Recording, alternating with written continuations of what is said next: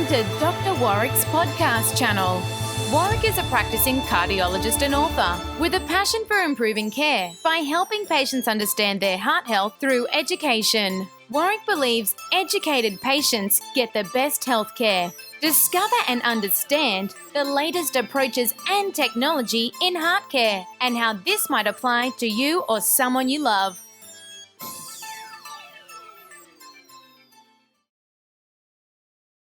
Hi, my name's Dr. Warrick Bishop and I'd like to welcome you to my podcast station and to the Healthy Heart Network. Today I'd like to chat a little bit about how we might be able to prevent heart failure on a clinic basis, in a long-term basis, and what you might be able to do with your local doctor.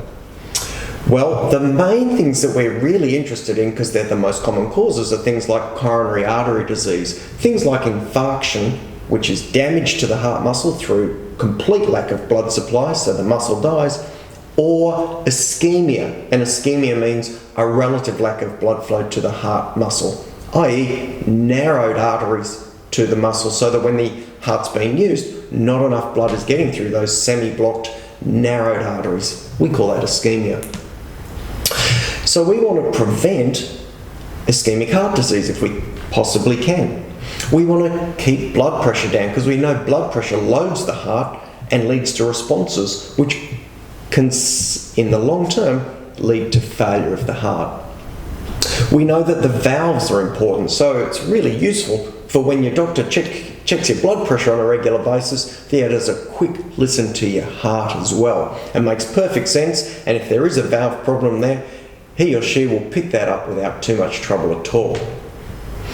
There are also certain situations where there are families that have genetic conditions that lead to problems with the heart muscle. And if you or you know of someone in your family who has that sort of condition, then it really is a very sensible thing to have an open and sensible conversation about getting that checked and screened through the family.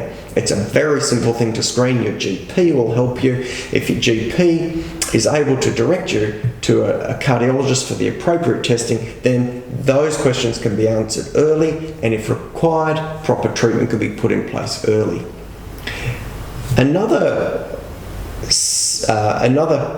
thing that we can address early on in the process is obstructive sleep apnea and increased weight.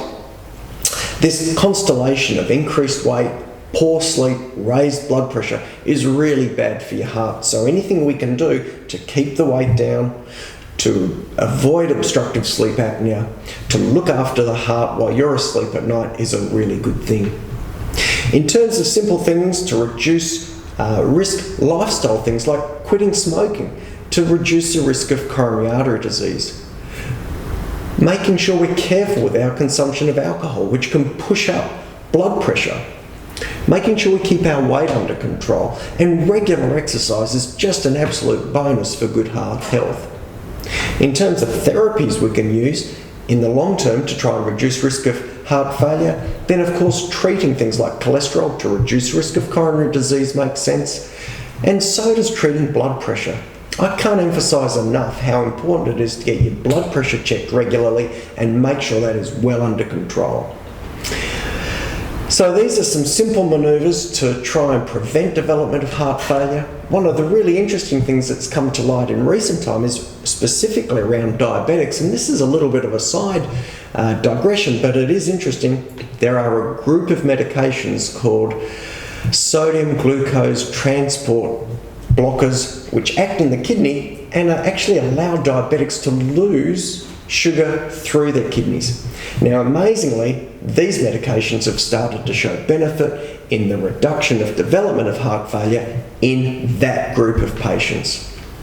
So I'm going to wrap it up there. What we want to do in terms of preventing heart failure is actually look after you as best as we possibly can way before the problems arise. So look after yourself, don't smoke, exercise, not too much alcohol.